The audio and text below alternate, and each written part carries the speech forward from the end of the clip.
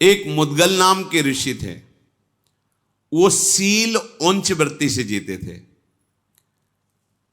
जो बाजार में दाना गिर जाता है उसे उंच कहते हैं, और जो खेतों में किसान का अधिकार खत्म हो जाने के बाद वो अपने अनाज काट ले गया, उसका अधिकार, उसमें जो दाना बाली पड़ी है उसको बेल ले गए, तो उसे शीलोंच वृत्ति, ये सबसे बड़ी पवित्र वृत्ति मानी जाती है। ये भजन करने की सबसे ऊंची वृत्ति है। वो शीलोंच वृत्ति से जीविका चलाते थे। उन्होंने जीवन में कभी किसी की निंदा नहीं की थी। वो सदैव सत्य बोलते थे, और उनका एक व्रत था कि यदि उनके दरवाजे पे कोई अतिथि आ जाए तो जो भी अन्न प्राप्त हुआ चाहे सब पा जाए, वो रोकते नहीं थे। वो सदैव 15 दिन में एक बार शीलोंच वृत्ति के द्वारा प्राप्त हुए अन्न से अपना उदर भरते थे परिवार सहित। 15 दिन में एक बार, 15 दिन के लिए गए, शीलोंच वृत्ति की, जो मिला, फिर 15 दिन तक नहीं, फिर 15 दिन ऐसे। अब शीलोंच वृत्ति में कोई थोड़ी कुंतल 2 कुंतल मिल जाएगा, किसान काट ले गया अपना अधिकार, तो ऐसे कह रहे हैं कि एक बहुत से बहुत एक द्रोण अन्न मिलता था। एक द्रोण का तात्पर्य होता है 16 सेर, किलोग्राम ज्यादा होता है, सेर शायद हल्का होता है, तो 16 शेर पूरा खेतों से सब जगह एकत्रित करते थे। ऐसा सबसे बड़ी बात थी कि उनके मन में ईर्ष्या नहीं थी, और पूर्णिमा के दिन अगर कोई आ गया तो कुछ भी मांग ले वो दे देते थे। मुद्गल ऋषि बड़े आनंदित होकर ऐसे भजन कर रहे थे। अब उनके भजन का फल आया। दिगंबर वेश, पागलों जैसी चेष्टा, उत्तम व्रत का पालन करने वाले दुर्वासा जी पधारे वहां। उनकी चेष्टाएं ऐसी मालूम देती जैसे कोई पागल हो, और आकर कहा कि मैं भोजन की इच्छा रखता हूं, मुझे भोजन करा दो। मुद्गल ऋषि ने उनकी चेष्टाएं देखी, एकदम पागलों जैसी चेष्टाएं। कहा स्वागत है, स्वागत है। पाद्य अर्घ आदि दे करके उनको प्रणाम किया और बैठा ला। तो जो शीलोंच वृत्ति से अन्न एकत्रित किया था 15 दिन अपने परिवार के पाने का, सारी रसोई खा गए। और भोजन, तो कहा कि हमारा शीलोंच वृत्ति से इतना ही एकत्रित हुआ था। तो जो जूठन भी थी उसको भी थाली पोंछ पोंछ के अपने शरीर पे से लगा के चले गए।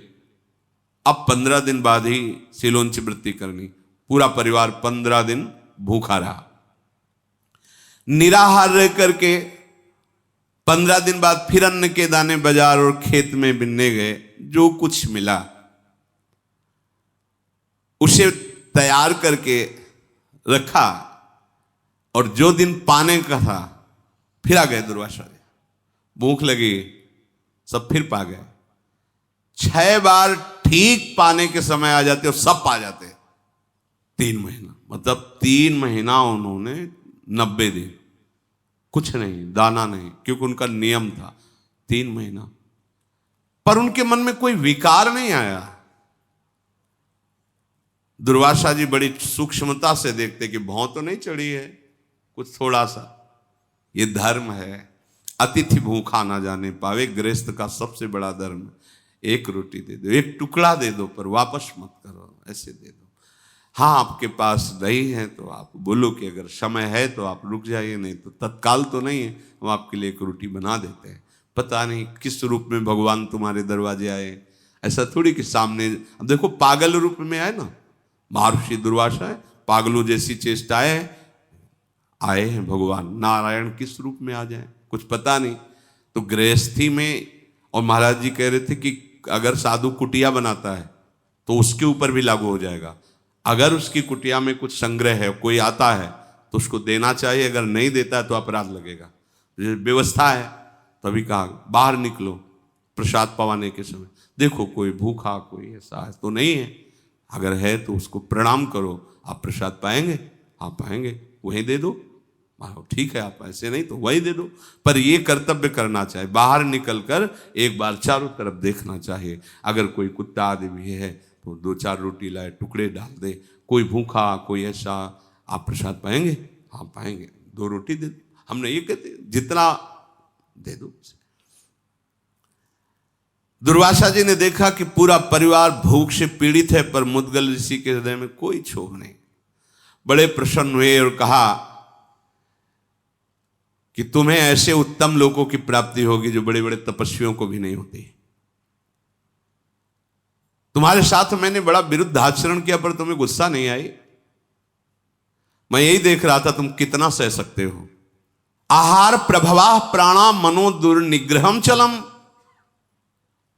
आहार तो सबको प्राणों का पोषण करता, और मैंने सब छीन लिया और तुम्हारे साथ विपरीत व्यवहार किया, पर तुम्हारी इंद्रियां, तुम्हारा मन कभी हम पर गुस्सा नहीं किया, दोष दर्शन नहीं किया। इतना परिश्रम करके फिर उपार्जित करते रहो, मुझे पवाते रहे। तुम्हारे हृदय में मेरे प्रति जो गुस्सा नहीं आई, क्रोध नहीं आया। देखो ऐसे किया तो तत्काल दिव्य विमान और पार्षद देवदूत आकर प्रणाम किया और कहा, आप उत्तम लोगों का भोग भोगने के लिए सदैव चलिए।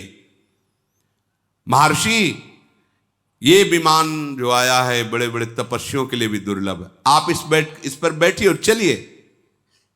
हंस से जुता हुआ विमान दिव्य तेजों में। मुद्गल ऋषि ने कहा, ये विमान मेरे लिए है, कहां ले जाओगे? बोले तुम्हें परम सिद्धि मिली, यहां से जो भी लोक चाहोगे उस लोक में जाओ और सुख भोगो।